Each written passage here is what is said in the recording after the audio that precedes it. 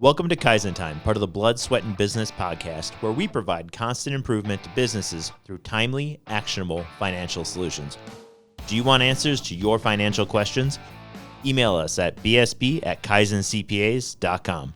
I'm your host, Mark Valesky. Now let's get started. Welcome to another episode of Kaizen Time. I'm joined by Eric Jorn, a partner here at the firm. Hello, Eric. Hey, how's it going? Pretty good. In this episode, I want to talk about advantage, specifically competitive advantage. What is that? What is a competitive advantage? Well, it's like the Chicago Bears. They have Soldier Field. The field's kind of crappy. It's cold. It's bear weather. They just That's a competitive advantage. It's totally helped their record. No. A competitive advantage would be them playing in December against a team that is in the South. Yeah, like the Miami Dolphins coming up to Soldier Field in January, or even worse, like if they go up to Lambeau and the Miami Dolphins in Lambeau.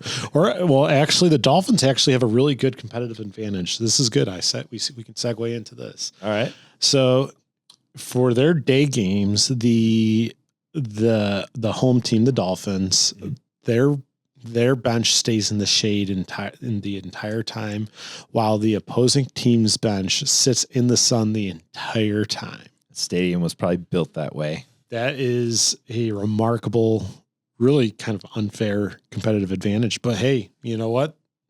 They played within the rules, and they took advantage of a competitive advantage. The NFL doesn't have rules against it, so they're doing it. They sure don't. So a competitive advantage in it, from my understanding, is something that one person has that the other person doesn't, then, for whatever reason.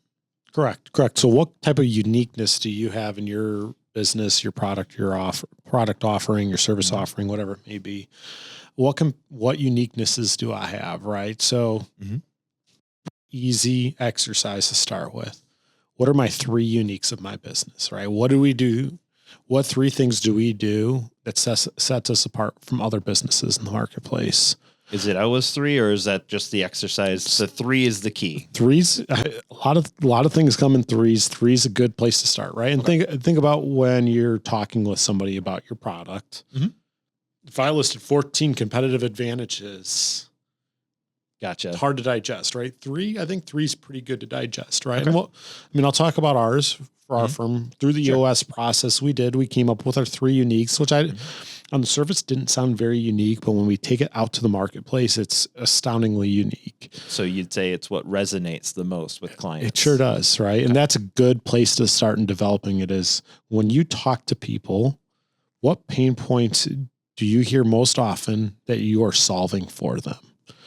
That's a good place to see, do we have strengths that we offer in what we do that aligns closely to those pain points in the marketplace? Gotcha. Because I think that will give you then a competitive advantage when you're talking to somebody, right? So what questions do we see all the time, or what pain points do we see all the time? I pay for service, but I'm never getting I pay for monthly financials, but I don't get them. Mm-hmm. My accountant doesn't answer the phone. And I got surprised with the tax bill. Those are three major pain points that we hear frequently. Mm-hmm. So how do we address them, right? We have systems and processes ensured that they get their monthly financial statement. Mm-hmm. We plan for taxes all year long, so they never get a surprise tax bill. And we built a team to work with our clients so that their accountant has time to answer the phone, because one of the main reasons why accountants don't answer the phone is because they're probably doing the bookkeeping, the billing, and the tax return and the tax planning and everything for you is one person. Well, if we create leverage within a team and we scale that product offering, that allows us to free up that expertise to talk to you and answer the phone when you do call. So when we're saying creating a competitive advantage, it's really taking what you already offer or building upon that, right? Correct. Now there's additional ways to do it, but yeah, we'll start with that. Go ahead. I'm all ears. There's lots of ways to create competitive advantages, right? So you could be completely unique to anybody else, right? I offer something so invariably different than everybody. variable is that? I don't even know if that's the right word. If I inherently different. Yes. Yep. Thank you. I offer something that's just so different than anything else in the marketplace. That's an easy competitive advantage, right? The competitive advantage is there is no one to compete with. Yep. The Miami Dolphins will win if no one shows up. Exactly.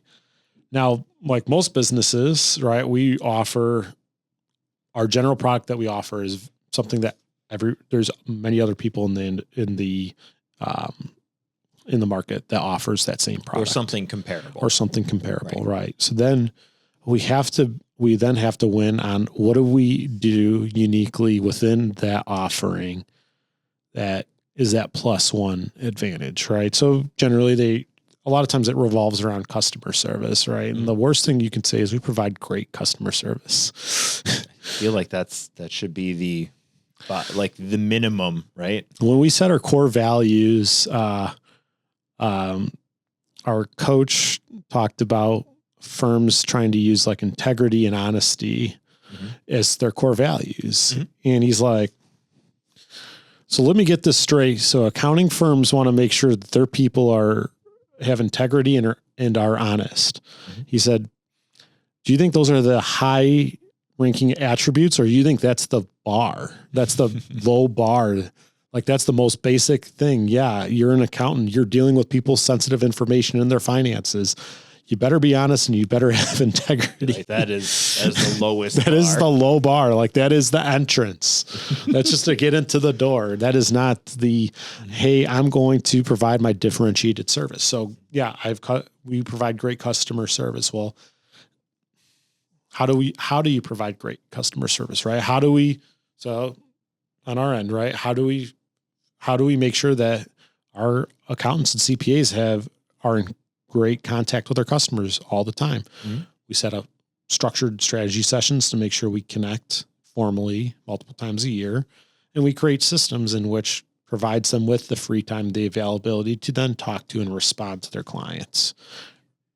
I want to ask you, obviously there is the advantage, but is one way of looking at advantage is it almost like looking at your competition and seeing where their weakness lies? Is that one way of doing it? You could do that, right? That is an option right. You can go play secret shopper at your competition and see how they provide their service and see that, wow, I took my car to this repair shop and they didn't even talk to me about the inspection on my vehicle and if it's safe to drive and leave from here today. And I don't even think they did an inspection maybe on it versus, I hit the 300 rule, right? As an auto repair shop where we inspect 100% of vehicles that enter our shop. We document 100% of our findings from that inspection. And we present 100% of our findings to the customers. So they know exactly what's happening with their vehicle at all times. Okay. When I look at and I look at what a competition is, I say they don't offer this, or this is something that they haven't done, something that isn't communicated, or I guess really it's a service that isn't happening. Like that is your opportunity. Yep. It's like the field is wide open for you. Yeah. Yeah. It's, I will tell you, it is remarkable right now in the marketplace because we have generally more demand than we have supply of most goods and services, is that consistent delivery is such a huge differentiator. How many people do you talk to that say they picked up the phone to call a contractor to get a quote on something and they don't even answer the phone or call back? The lady I do the garbage for told me that last week. Wow. She was going to get some work done on her air conditioner. Yep. And she said, I went to this person because they picked up the phone. I think the word that is probably is reliable, because people love reliability. Yep. Because reliability also, it covers a lot of things. It's one, doing it right, but being able to do it right multiple times over the duration. Time of need. Yep. For the duration. What else do we need to cover with competitive advantage? Yeah, Again, it's amazing when you think about how simple it is to build a competitive advantage, right? What are the few well, What are you good at? Let's talk about the worst way to build a competitive advantage, right?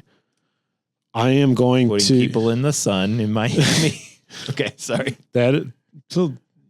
Yes, that's a little sleazy, but we'll go with I'm going to be the lowest price no matter what, right? Okay. I'm going to compete. My competitive advantage is on price. It is a competitive advantage, but it is not one I would say is sustainable. One of the things we preach on here is profit is good for everybody involved. Profit is good for the business owner because it keeps them motivated to run the business and innovative. It's good for the employees because then you can fairly compensate your people. If your business is not profitable, chances are your employees aren't going to make as much money as they probably should. Okay. And it's good for the customer because also allows me to reinvest in my business to ensure that they get the best product possible instead of me skimping because I don't have money to do so. So profits are good. So that is why in my eyes, competing on price is a very bad differentiation strategy. Setting unrealistic expectations. So some people are available 24/7, no matter what. Great, right? You're providing a good service. I mean, I hear it from my clients sometimes. I worked around the clock, and I'm like, that's not a sustainable business model.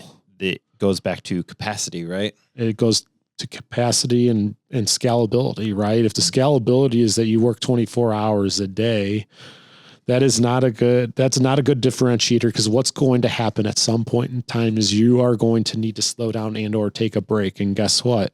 People start saying, oh, they're not as good as they once was, because they set unrealistic expectations for what they can do.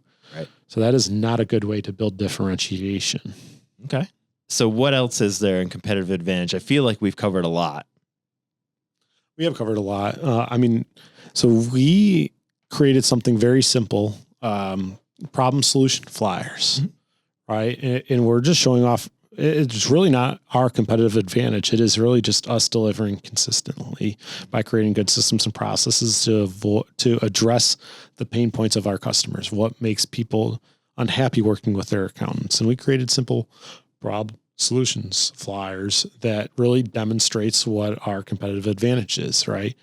Here's my complaint. Here's my solution. Here's how we address it competitively. And we did that for 3 items, right? We took our 3 uniques and we put them on flyers, simple flyers for people that says, hey, this resonates with an issue that I have, and here is how we handle that issue. And it could be something that simple. Great place to put it is on your website, record videos, talk about it. And it's really going to create some differentiation in the marketplace. One thing I'll add as we wrap up, your competitive advantage doesn't necessarily need to be, hey, I offer this additional service. It could be something on the front end, like I have a superior website, right? Like Good. I have better outreach. I have more stuff on the front end. I am in front of the community enough that I'm top of mind all the time. That's a competitive advantage, and most people really don't think about that, because when you think about it, it's so much. There's a huge focus on what's happening inside the building.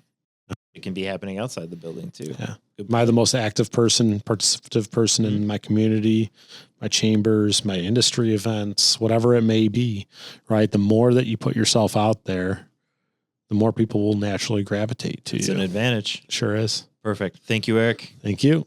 You've been listening to Kaizen Time, part of the Blood, Sweat, and Business podcast. If you like what you heard, subscribe and leave a 5-star review. This podcast has been brought to you by Kaizen CPAs Plus Advisors, providing advisory and accounting services to help you grow your business. Learn more at kaizencpas.com or email us at bsb@kaizencpas.com.